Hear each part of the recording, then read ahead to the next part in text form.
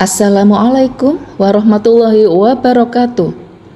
Puji syukur kita panjatkan kehadirat Allah Subhanahu wa Ta'ala, Sang Pencipta alam semesta, yang telah menganugerahkan kepada manusia sebuah kemampuan yang luar biasa, yaitu kemampuan untuk berkomunikasi.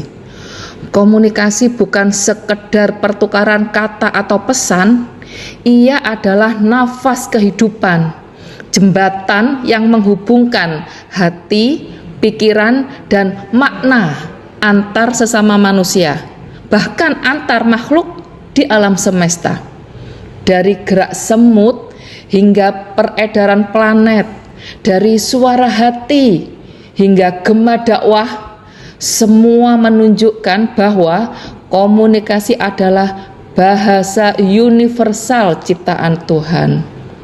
Dalam dunia modern yang serba digital ini, komunikasi menjadi kekuatan yang tidak hanya menghubungkan manusia dengan manusia, tetapi juga manusia dengan pengetahuan, nilai, dan kesadaran global. Melalui komunikasi, kita belajar memahami perbedaan, menebar kebaikan, dan membangun harmoni, baik di dunia nyata maupun dunia maya. Dalam seri konten edukasi ini, kita akan menelusuri keunikan dan kedahsyatan komunikasi, bagaimana ia membentuk peradaban, memengaruhi interaksi sosial, dan bahkan menjadi refleksi kebesaran Sang Pencipta. Selamat menyimak. Semoga tayangan ini menambah pemahaman kita bahwa komunikasi bukan sekedar ilmu, melainkan manifestasi dari kesadaran dan keajaiban kehidupan itu sendiri. Salam komunikasi.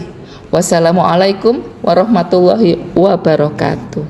Assalamualaikum warahmatullahi wabarakatuh. Perkenalkan, nama saya Nailian Devi Maharani dari kelas E3 Prodi Ilmu Komunikasi dengan NIM 040205251114. Di video ini saya akan menjelaskan tentang bagaimana literasi komunikasi digital berpengaruh terhadap etika dakwah mahasiswa UIN di media sosial.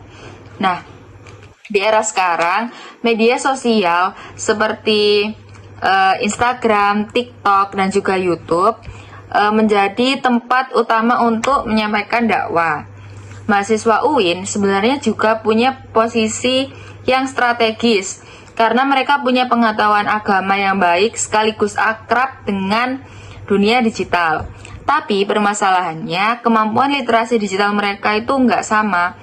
Ada yang sudah paham cara menyaring informasi dan menjaga etika, tapi ada juga yang masih sebatas hanya jago bikin konten tanpa memikirkan dampak-dampaknya.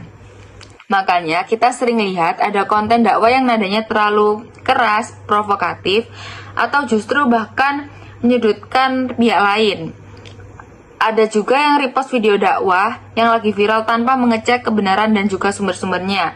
Hal-hal seperti ini muncul karena literasi digital masih dangkal.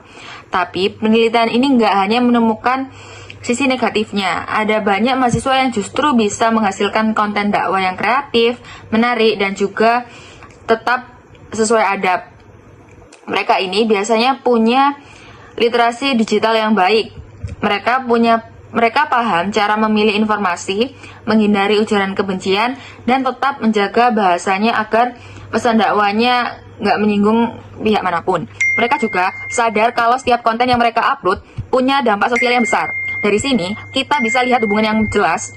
Semakin tinggi literasi digital, mahasiswa semakin baik etika dakwah yang mereka tampilkan. Mereka lebih bijak dalam menggunakan media sosial, lebih berhati-hati sebelum membagikan sesuatu, dan lebih mampu mengemas dakwah secara santun dan menenangkan. Namun sebaliknya, literasi yang rendah membuat dakwah jauh lebih mudah terjebak dalam clickbait, konten sensasional, atau penyederhanaan ajaran agama yang berlebihan. Masalah lainnya adalah tekanan untuk viral. Banyak mahasiswa akhirnya membuat konten dakwah yang singkat, padat, tapi terlalu mengejar perhatian. Alhasil pesan dakwahnya tuh nggak tersampaikan dengan baik, bahkan kadang disalahpahami oleh para pendengar. Oleh karena itu, penting bagi mahasiswa UIN untuk meningkatkan kemampuan literasi digital mereka. Bisa lewat pelatihan, pembelajaran kampus, atau pendampingan dari dosen. Harapannya, dakwah yang mereka sampaikan tidak hanya menarik atau mudah dipahami, tapi juga etis, penuh hikmah, dan juga benar-benar bermanfaat di ruang digital. Sebagai penutup, kita bisa simpulkan bahwa literasi digital bukan hanya soal bisa pakai media sosial, tapi soal kemampuan memahami, memilah, dan menyampaikan pesan secara bertanggung jawab. Dengan literasi yang baik, mahasiswa UIN dapat menjadi pendakwah digital yang lebih baik, lebih santun, dan pembawa dampak positif bagi masyarakat. Sekian dari saya, kurang lebihnya mohon maaf. Wassalamualaikum warahmatullahi wabarakatuh.